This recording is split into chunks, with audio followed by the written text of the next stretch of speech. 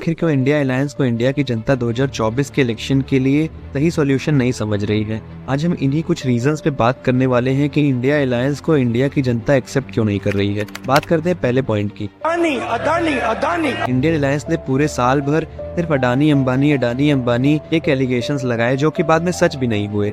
कभी कभी ये लोग टाटा पे भी एलिगेशन लगा देते हैं, जबकि टाटा ग्रुप्स ने ही एक समय जब भारत न्यूक्लियर पावर नहीं था उस समय न्यूक्लियर फिजिक्स की स्टडीज के लिए मटेरियल्स अवेलेबल कराए थे। ये हमेशा अडानी अंबानी पे एलिगेशंस लगाते हैं पर इनकी हिपोक्रेसी सिर्फ 2 मिनट में ही सामने आ जाती है। अभी रिसेंटली जनवरी में ही रेवंत रेड्डी साहब जो कि तेलंगाना के चीफ मिनिस्टर हैं, उन्होंने अडानी ग्रुप के साथ 12,400 करोड़ रुपए के 4 MOU साइन किए हैं। तो इन्हें नहीं दिखाई देता कि अडानी अंबानी चोर है। जो फालतू के एलिगेशन से ये जनता समझती है, उसे भी पता है कि क्या सच है क्या गलत है। आज वो जमाना नहीं रह गया कि जो वी पे आके एक लोगों ने बोल दिया या कहीं बोल दिया उनको सच मान ले। आज सबके पास फोन है, सबके पास सोशल मीडिया है, सब समझते हैं कि क्या सही है क्या गलत है। उनके लगाए हुए कोई एलिगेशंस प्रूफ भी नहीं होते हैं। बात करते हैं दूसरे पॉइंट की। अपोजिशन ने अभी हो हल्ला मचाया था इलेक्टोरल बॉन्ड पे। ये मैं भी मानता हूँ कि इलेक्टोरल बॉन्ड बहुत अच्छी चीज नहीं थी, लेकिन आप तब उस पर सवाल उठा सकते हैं जब आपने इलेक्टोरल बॉन्ड से पैसा ना लिया हो। बीजेपी ने पैसा लिया 6,000 करोड़ के आसपास, जो कि भारत की सबसे बड़ी पार्टी है और हर राज्य में लगभग वो रूलिंग गवर्नमेंट में है,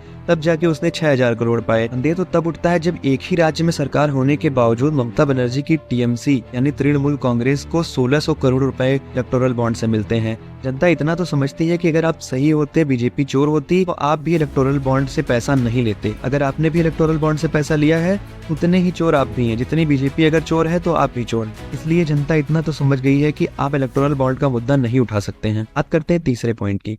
तीसरा पॉइंट ये हमेशा उठाते हैं ईवीएम को लेकर। कहते हैं कि ईवीएम हैक हो गया है, पर सच्चाई तो ये है कि जिस राज्य में ये चुनाव जीत जाते हैं कहते हैं कि कॉन्स्टिट्यूशन की जीत हुई है, संविधान की जीत हुई है, पर जैसे ही वहाँ चुनाव हार जाते हैं कहते हैं कि ईवीएम हैक था, लोकतंत्र की हत्या हुई है। ये हिपोक्रेसी जनता भी समझती है। अगर ईवीएम हैक होना होता तो वेस्ट बंगाल में भी बीजेपी की सरकार बन चुकी होती अब तक। वहाँ बीजेपी स्ट्रगल कर रही है। केरला में बीजेपी आ चुकी होती, वहाँ भी बीजेपी नहीं जीत पा रही है। ईवीएम हैक करना इतना ही आसान होता तो जब इलेक्शन कमीशन ने ओपन चैलेंज रखा था तो अपोजिशन क्यों नहीं गई वहां हैक करने के लिए।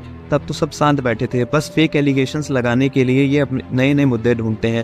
अभी हाल ही में इन्होंने अपना इतना स्तर गिरा लिया है कि अमित शाह का एक फेक वीडियो वायरल किया जिसमें रेवंत रेड्डी साहब का भी हाथ है। सोचिए कि इनका स्तर क्या रह गया है। एक चीफ मिनिस्टर होकर वो अगर फेक वीडियोस वायरल करवाएंगे तो जनता तो इतना जानती है किसे वोट देना है किसे नहीं देना है। चौथा पॉइंट इनका ये है कि ये हमेशा कास्ट सेंसस की बात करते हैं, कास्ट के नाम पे रिजर्वेशन की बात करते हैं, जिसकी जितनी भागीदारी उसकी उतनी हिस्सेदारी। ये देश को जातिवाद में बांटना चाहते हैं। जहां हम लड़ रहे हैं कि जातिवाद खत्म हो जाए, देश से देश एक हो जाए, वहां पे ये लोग फिर से जातिवाद फैलाना चाहते हैं। ये इतनी घटिया स्तर की राजनीति कर रहे हैं, जनता सब समझ रही है। इसका परिणाम इन्हें 2024 इलेक्शन में फिर से दिख जाएगा।